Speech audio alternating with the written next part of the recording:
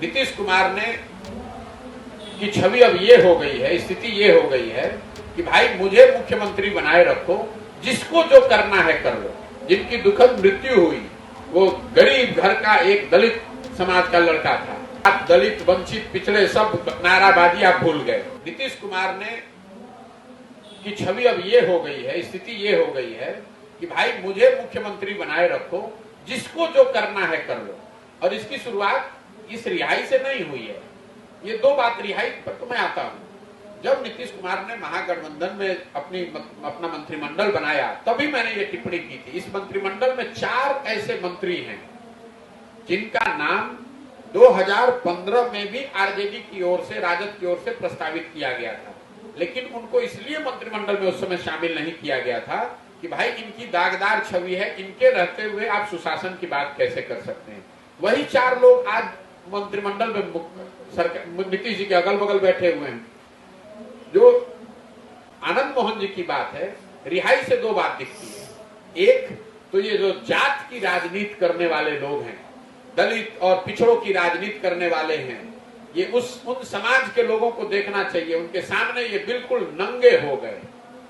जिनकी हत्या हुई, जिनकी दुखद मृत्यु हुई, वो गरीब घर का एक दलित समाज का लड़का था। उसके मामले में भी जहां आपको वोट का लाभ दिखता है तो आप दलित, वंचित, पिछड़े सब नाराबाजी आप भूल गए।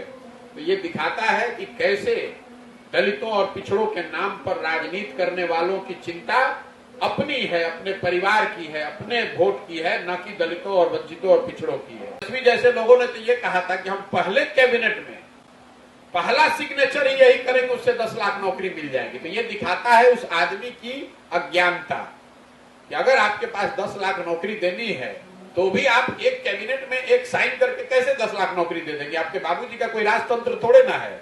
इसके लिए व्यवस्था है, क्राइटेरिया है, जो पद होने चाहिए, पद का सृजन होना चाहिए, पद पर बहाली की प्रक्रिया है।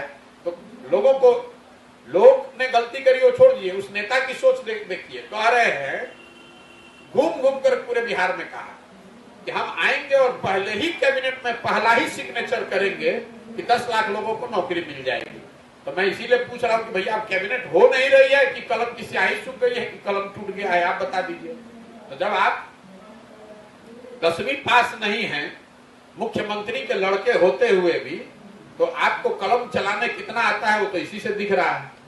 तो शायद अभी सिग्नेचर करना सीख रहे हैं, जब सीखेंगे तो 10 लाख लड़कों को नौकरी मिल जाएगी। हम ये कहना चाह रहे हैं कि अगर खिलाड़ियों की मांग है तो उसकी निष्पक्ष जांच होनी चाहिए। निष्पक्ष जांच होने के लिए जो सामाजिक जीवन में एक शुचिता का जो मापदंड है कि जिस व्यक्ति पर भी आरोप लगा है वो सही है गलत है, वो तो जांच में पता चलेगा। उस व्यक्ति को उस पद से छोड़ देना, उस पद को छोड़ देना चाहिए ताकि निष्पक्षता से इसकी जांच हो सके। इसमें कहीं कोई दो मत नहीं है। उनके अपने पार्टी के माननीय लाल कृष्ण आडवाणी जी ने हवाला केस में, आपको याद होगा, डायरी में एक नाम आया था, तो उन्होंने पद छोड़ दिया था कि भाई पहले इसकी जांच हो जाए, जब मुक्त हो जाऊंगा तब वापस आऊंगा। यहाँ पर तो जो भारत के बड़े खिलाड़ी हैं उन्होंने अगर कोई शिकायत की है, उनका अगर कोई ग्रीवांस है, उनकी कोई कंप्लेन है तो उसकी जांच निष्पक्ष हो। इसके लिए जरूरी है कि भाई जिस पर इल्जाम लगा है उसको आप पद से उसको इस्तीफा देना चाहिए, सरकार को उस पर कार्रवाई करनी चाहिए।